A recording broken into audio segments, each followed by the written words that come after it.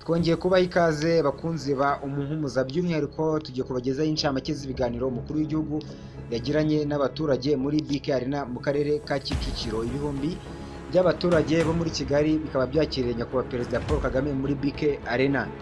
Ibihumbi by'abaturage mu mujyi wa Kigali bakaba bateraniye muri BK Arena kugira ngo baganire n'umukuru w'igihugu mu bikorwa bye bisanzwe muri gahunda y'umuturage ku isonga cyangwa se muri gahunda yo kwegera umuturage. Iki gikorwa rero kikaba cyagombaga kubera mu karere ka Kicukiro i Gahanga, ariko kikaba cyaje gusubikwa kikabera muri BK Arena kubera ikibazo cy'ikirere kitari kimeze neza. Ibikorwa byo kwegera abaturage birasanzwe, aho umukuru w'igihugu asura abari mu bice bigiye bitandukanye by'igihugu bakaganira kuri gahunda z'iterambere ry'igihugu ndetse kandi bakamugezaho ibibazo n'ibyifuzo. Iyi gahunda rero ikaba yitwaga mu mwaka w'ibihumbi 2022 ubwo umukuru w'igihugu yasuraga uturere tugiye dutandukanye mu majyepfo ndetse n'uburengerazuba bw'igihugu. Icyo gihe yasuye uturere turimo Ruhango, Nyamasheke, Karongi ndetse na Nyamagabe. By'umwihariko umukuru w'igihugu yakomeje kuganira n'abaturage ku ngingo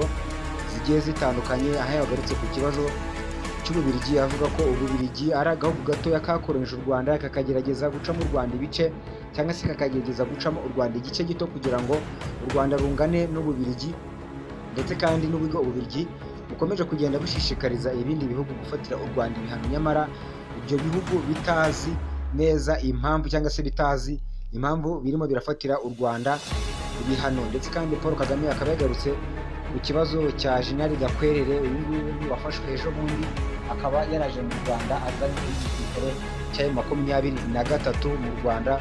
Akaba uyu nguyu Jenerali Gakwerere ashinjwa kuba yarishe nyina wabo wa Perezida Paul Kagame, Rosalia Gicanda.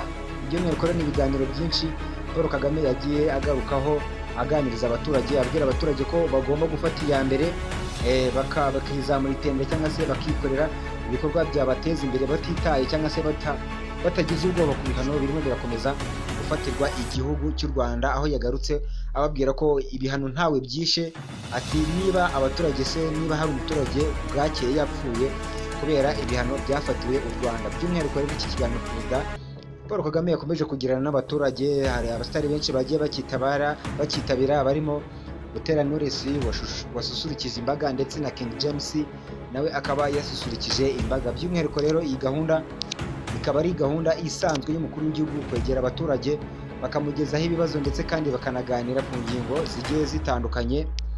By'umwihariko rero ikiganiro umukuru w'igihugu yagiranye n'abaturage muri BK Arena kikaba gikomeje, aho barimo kugenda baganira ku ngingo zigiye zitandukanye no kumugezaho ibibazo n'ibyifuzo bigiye bitandukanye. Umukuru w'igihugu akabisubiza, ndetse kandi umukuru w'igihugu akaba yakomeje guhumuriza abaturage kudakomeza kugira ubwoba kubera ibihano igihugu cy'u Rwanda gikomeje gufatirwa n'ibihugu bigiye bitandukanye by'amahanga, ahubwo ko abanyarwanda bakwiye gushyira hamwe bagateza imbere ubuhinzi, ubworozi, ibigendanye n'ubuhinzi n'ubworozi byose abanyarwanda bakabikora nta bwoba bafite kubera ibihano igihugu cy'u Rwanda cyafatiwe n'ibihugu by'amahanga. By'umwihariko hano ni kuri Umuhumuza Thierry.